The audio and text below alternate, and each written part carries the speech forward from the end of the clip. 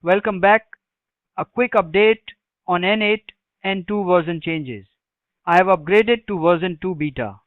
So n8n has introduced a get ready for V2 banner that highlights what's coming in version 2 with updates focused heavily on security, performance, and long-term scalability. The core workflow structure remains unchanged. Version 2 beta launched on December 8 with a stable release planned for the 15th. A few breaking changes exist, but most functionality behaves the same. One major behavioral update is the ability for sub-workflow data to return to the main workflow, something users need to be aware of when upgrading. Overall, V2 strengthens stability while keeping the familiar n8n building experience intact. As you can see, I have a parent workflow which calls sub-workflow and have wait node just to show UI changes. In sub-workflow, I have edit node and adding this data.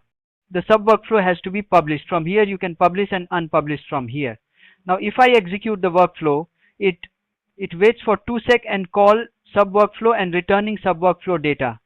You might have observed n8n now shows a futuristic spinning red outline around nodes while they are processing, replacing the old internal spin animation. Once execution completes, nodes switch to the familiar green outline, giving a cleaner and more modern visual workflow experience. There are other minor changes in UI you will experience as you use it. You can refer above link to upgrade n8n for self-hosting on Hostinger. If you found this helpful, don't forget to like, subscribe, and drop a comment if you have any questions.